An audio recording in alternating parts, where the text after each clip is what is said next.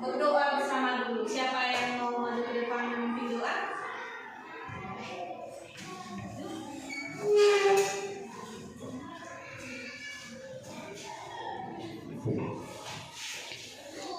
Mari kita berdoa dengan nama Bapa dan Putra dan Roh Kudus. Amin. Siapa yang di sini yang pernah membaca cerita?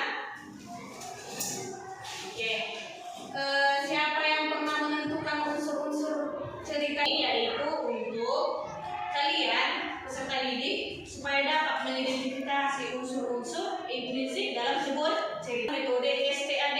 STAD artinya nanti kita akan melakukan pembelajaran dengan sistem individu maupun secara kelompok. Cerita ini dibagi menjadi dua unsur pembangunnya, unsur yang membangun cerita sehingga dia terbentuk sebuah cerita. Ada itu dari luar, yaitu unsur dari luar itu namanya intrinsik, ekstrinsik dari luar. Ekstrinsik. Faktor dari luar namanya ekstrinsik, faktor dari dalam namanya itu adalah intrinsik.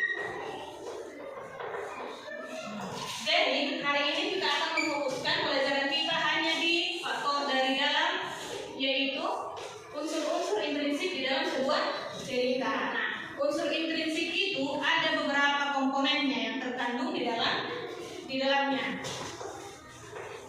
Unsur-unsurnya yaitu 1. Tema, 2. Tokoh, 3. latar.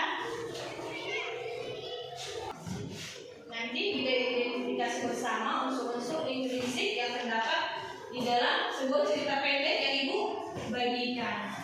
Dan bisa membacakan teksnya. Oke, satu paragraf ya. Oke, dimulai dari dia boleh? Siapa yang bisa jawab? Karakternya, tokohnya. Boleh? Ya, Dinda dan guru kecil akan membentuk kelompok yang terdiri dari 4 kelompok, masing-masing anggotanya 4 orang. Oke, silakan dikerjakan. Ini ceritanya, ini LKPD.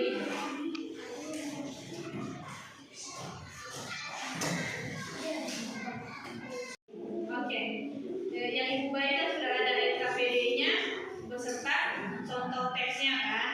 Nah, di situ ada tujuannya. Tujuan dari LKPD-nya itu yaitu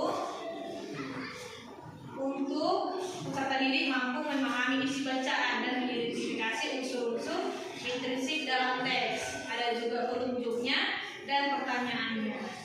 Dilanjutkan dengan pembahasan di dalam kelompok tersebut. Oke, silakan berdiskusi.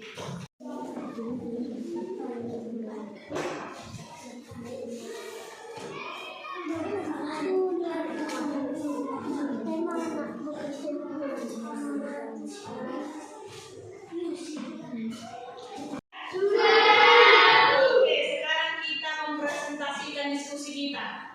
Yang pertama kelompok 1. Silakan maju ke depan.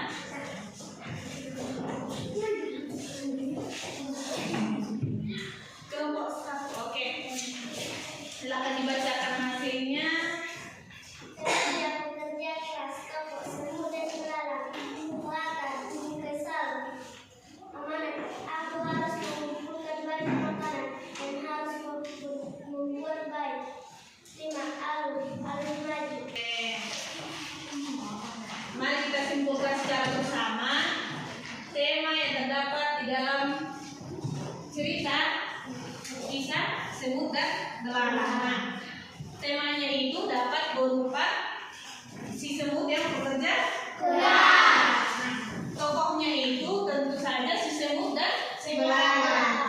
Sedangkan latar waktunya pada musim gugur, tempatnya di sebuah ladang dan suasananya kesal. Semut merasa kesal kepada si belalang. Oke, alurnya yaitu alur mundur, alur maju, karena dia menceritakan dari awal hingga akhir. Oke, amanat dari teks ini, kira-kira amanatnya yaitu harus Oke, bagus. Setelah kita melakukan tadi kuis baik individu maupun kelompok, jadi intinya adalah tema itu merupakan sebuah cerita. Nah, tokohnya adalah karakter yang terlibat. Sedangkan latarnya dapat berupa waktu, tempat, dan suasananya. Alurnya dapat berupa alur maju, mundur, dan campuran. Ada satu lagi campuran. Sedangkan amanatnya itu pesan moral yang ingin disampaikan. Nah, sampai di sini kira-kira ada pertanyaan? Tidak. Untuk selanjutnya, untuk menutup pertemuan kita, ada baiknya kita berdoa bersama. Doa dimulai.